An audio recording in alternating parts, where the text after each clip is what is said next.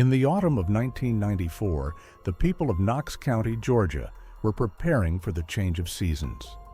It was the kind of town where the pace of life seemed slower, where Friday night football games were the heart of the community, and where everyone seemed to know everyone else's business.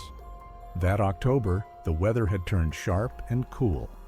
The leaves along the rural backroads were blazing with color, painting the countryside in fiery shades of orange, yellow, and red. Families prepared for fall break, carving pumpkins and hanging scarecrows on porches. For many, it was a time of comfort and tradition. But October 14, 1994, would forever fracture the sense of peace that Knox County had long enjoyed. On that Friday afternoon, a yellow school bus marked Route 5 began its regular journey. Inside sat 20 children, ranging from first graders just learning their multiplication tables to eighth graders counting down the days until high school. They laughed, passed notes, shared snacks, and pressed their faces against the windows as the familiar farmland and woods drifted past. For them, it was just another routine ride home before the holiday. The driver, Harold Jenkins, was a man who had spent more than a decade transporting children along that same route. He was steady, reliable, and trusted by the families he served. Parents expected their children to be home by 4 o'clock, tired from the week, but eager for the days ahead. Some parents stood waiting by mailboxes, while others looked out their windows, watching for the familiar groan of the bus engine. But as the sun dipped lower and shadows stretched across the gravel driveways, the bus never came. At first, there was little alarm. Perhaps the bus had broken down. Perhaps a tire had gone flat. Rural backroads often caused delays. But when darkness settled over the county and no word came, panic began to spread. Calls flooded into the sheriff's office. Deputies were dispatched. Families got in their cars and drove the routes themselves, headlights cutting across empty roads and silent fields. By nightfall, the terrifying truth had become unavoidable. An entire school bus and 20 children had vanished. The investigation that followed was the largest the county had ever seen. Search parties swarmed the area.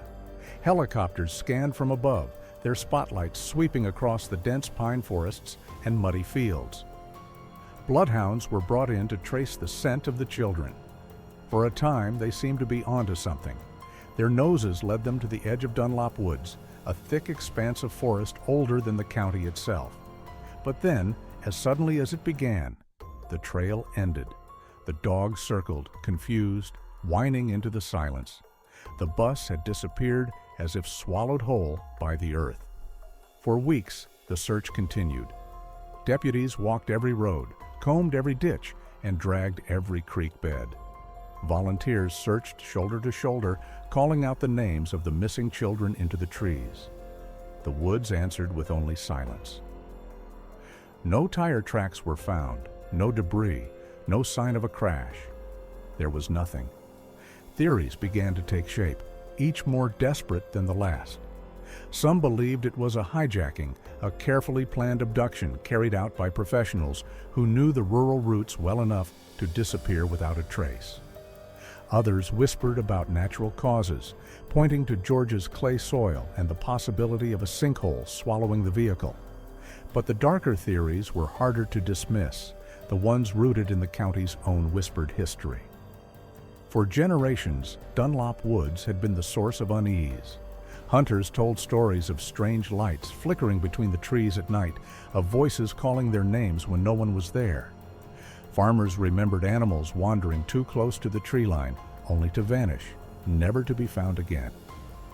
Children grew up with warnings not to venture too deep into the forest, stories of spirits and old burial grounds that stretched back to the 1800s.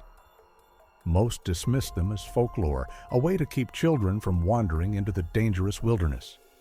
But when Route 5 disappeared, those old warnings resurfaced, darker and heavier than ever before. Time passed. Days turned to weeks. Weeks turned to months. Eventually, the search was scaled back. The families were left with no answers, only silence and grief. Year after year, October 14th became a day of mourning. Parents kept the bedrooms of their missing children untouched as though waiting for them to return. Vigils were held. Photographs of smiling faces were placed on church bulletin boards.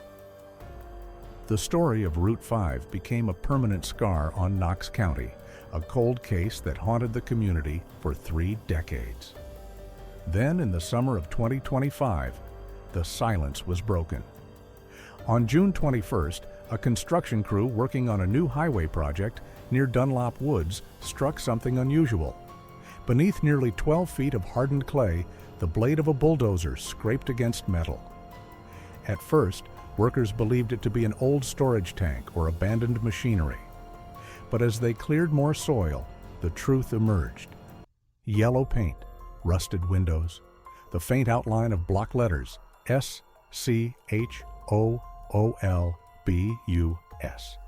The discovery spread like wildfire. Authorities sealed off the site, and forensic teams descended on the scene. The bus from Route 5 had been found, not destroyed in a crash, not hidden in a ravine, but deliberately buried deep beneath the ground. Its body was rusted, its tires half-rotted, its frame preserved by layers of clay. Inside, time had left a chilling imprint. The bus seats, though rotted, still stood in their rows. Backpacks slumped against the benches, their zippers corroded, their colors dulled to gray. A faded lunchbox rested in the aisle, its cartoon heroes barely visible. A single shoe lay in the mud, far too small, a haunting reminder of the children who had once worn it. But the most disturbing evidence was carved into the metal itself. Scratches covered the interior, deep gouges along the windows, the seats, and the ceiling. They told the story of panic, of hands clawing desperately for escape. Forensic experts confirmed what families had long feared. The children had been inside the bus when it was buried. 19 sets of skeletal remains were eventually recovered. Each child was painstakingly identified, finally providing the closure that parents had prayed for over 30 years. But the relief of recovery was quickly shadowed by new questions, for only 19 bodies were found. According to school records, 20 children had boarded the bus that afternoon. One child remained unaccounted for. His name was Thomas Gray. He was 12 years old at the time of the disappearance. A quiet boy, reserved, often lost in his own drawings and daydreams. Teachers remembered his strange sketches, filled with shapes and symbols they could not understand. Classmates remembered the way he sometimes spoke of the woods, saying he dreamed of them at night. And on the bus, carved into the rusted metal alongside the claw marks, investigators found symbols. Circles intersecting with triangles, geometric patterns that repeated in sequence. To some, they looked like meaningless scratches, the product of panic.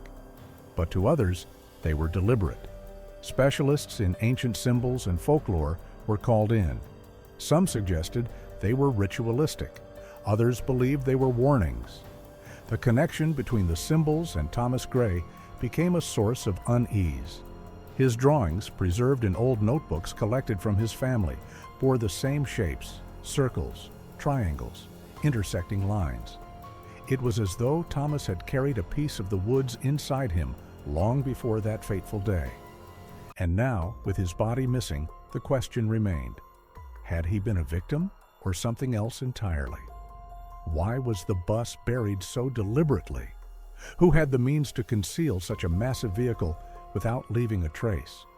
Why were there only 19 remains inside when there should have been 20? And what role did Thomas Gray play in the final terrifying moments of Route 5? The discovery brought answers, but it also deepened the mystery. For some, it was a story of human evil, a crime committed and covered up, hidden for decades. For others, it was something older, something tied to the land itself, something that waited in the heart of Dunlop Woods. Today, the bus has been removed from the ground, its rusted frame stored in a forensic warehouse. Families have laid their children to rest, but the shadows of the past linger. The woods remain, unchanged and silent, as if watching.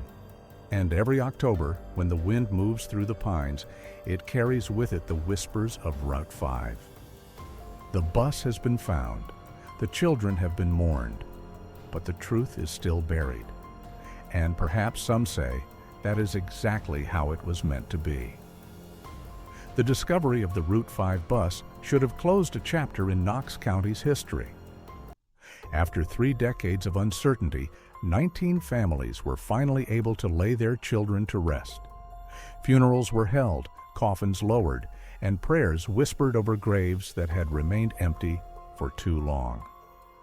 But the story did not end there. In fact, with the excavation of the bus came new mysteries, and among them, none was more haunting than the absence of Thomas Gray. Thomas had been a quiet child, often overlooked in a class full of louder personalities. He lived with his mother in a modest house not far from the school. His father had left when he was young, and those who knew the boy described him as reserved, often seen sitting alone with a sketchbook in his lap. Teachers recalled that his drawings were unusual: strange geometric shapes, spirals, and intersecting lines that seemed beyond his years. Some dismissed them as the harmless doodles of an imaginative child. Others admitted, in hindsight, that there had been something unsettling about them. When the bus was unearthed, investigators were struck by the markings carved into its interior: circles within triangles, lines crossing at sharp angles, the very same shapes that Thomas had drawn in his notebooks years before. At first, this connection was dismissed as coincidence. After all, children often carve or scribble. But the deeper investigators looked, the more disturbing the overlap became. Thomas's old school books, recovered from storage by his surviving relatives, were filled with the same symbols, page after page of repeating patterns, often clustered around crude sketches of trees. Notes written in shaky handwriting sometimes accompanied them. The woods are waiting. The shapes make the path. Don't look too long. They were the ramblings of a 12-year-old, yet they mirrored the carvings found inside the bus. The absence of Thomas's body only deepened the unease. His remains were nowhere to be found in or around the buried vehicle. Soil samples and ground-penetrating radar revealed nothing beyond the bus itself. It was as though Thomas had simply stepped out of history and vanished into the trees. Some investigators began to entertain darker possibilities. Had Thomas been taken separately? Was he responsible in some way for what had happened? Or had he been chosen, spared, or even transformed by forces that defied understanding? In interviews conducted after the discovery, former classmates shared unsettling memories. Several remembered Thomas speaking about the woods in ways that seemed strange at the time. One recalled him saying he had dreams of the forest calling to him, whispering his name at night. Another said he once told her that the bus wouldn't make it home long before the day it vanished. Teachers had dismissed these remarks as childish fantasy, but in the light of later events, they took on a chilling weight. The town itself had its theories. Some believed Thomas had been taken by whoever buried the bus, perhaps kept alive or used in ways too horrific to imagine. Others leaned toward folklore, insisting that the boy had been claimed by Dunlop Woods, chosen as an offering or servant to whatever haunted the land. His absence became as much a part of the legend as the bus itself. Law enforcement tried to remain grounded. The official report suggested that Thomas's body may have been destroyed or displaced before the bus was buried, lost to time and soil conditions. But behind closed doors, some investigators admitted to unease. Why were his belongings missing as well? Why was there no trace at all, when even the smallest bones of the other children had been preserved? It was not just the absence of Thomas's body that disturbed them. It was the total erasure of his presence. As media outlets swarmed the county, the story of Route 5 captured international attention. Journalists dubbed Thomas Gray the 20th Shadow, a boy who seemed to slip through the cracks of reality itself. His face, circled in red in the final class photo, became an image that haunted newspapers, television specials, and online forums. For some, he was a victim. For others, he was the key. Amateur investigators, paranormal researchers, and conspiracy theorists descended on Knox County, each bringing their own interpretations. Some claimed the symbols were occult markings tied to ancient rituals. Others argued that the bus had stumbled into a time anomaly or dimensional rift, with Thomas somehow caught between worlds. A smaller, more fearful group whispered that Thomas had led the others into the woods, knowingly or unknowingly, and that he alone had been chosen to remain. The families of the other children wanted nothing to do with such theories. To them, Thomas was just another victim, a child lost to the same cruel fate as their sons and daughters. But even among them, questions lingered. Why was his seat empty in the bus? Why had he left no trace? Over the months that followed the bus's discovery, the woods themselves became a site of pilgrimage. Curious strangers ventured into Dunlop Woods, carrying cameras, recorders, and equipment meant to capture the unexplained. Many returned with nothing but bug bites and blurry photos, but a few claimed to have experienced something more. One group of paranormal investigators reported hearing children's laughter echoing through the trees, faint but unmistakable. Another swore they found fresh carvings on a tree trunk deep in the forest, symbols identical to those etched into the bus. When they returned days later, the tree was gone, as though it had never existed. Local authorities attempted to control access, declaring the woods a restricted site due to ongoing investigation. But the stories spread regardless, fueling speculation and drawing more attention to the mystery. The more people searched for answers, the more the questions seemed to multiply. Meanwhile, experts continued to study the bus. The symbols, the scratch marks, the artifacts left behind, all were cataloged, photographed, and analyzed. But the more they looked, the less sense it made. The scratches showed signs of being carved both from panic and with deliberate intent, as though some of the children had been trying to communicate rather than escape. The arrangement of the symbols suggested patterns, sequences, even maps, though none could be deciphered. As months turned into a year, one truth remained constant. The absence of Thomas Gray was a wound that refused to close. He had become more than a missing child. He had become a ghost of two worlds, one of reality and one of myth. For the people of Knox County, closure never fully came. The funerals gave them graves to mourn at, but Thomas's missing presence left an open question, a space that gnawed at the edges of their grief. In every conversation about Route 5, his name lingered like an echo. Who was Thomas Gray? What did he know? And where, after 30 years, had he gone? The woods held their silence. The bus sat in storage, its rusting frame a monument to the unspeakable. And Thomas Gray remained a shadow, present in every retelling, absent from every answer. The story of Route 5 was no longer just about a disappearance. It had become a legend, one that tied a boy, a bus, and a forest together in ways no investigation could ever untangle. And in the town of Knox County, some whispered that Thomas was still out there, waiting, watching, somewhere between the trees.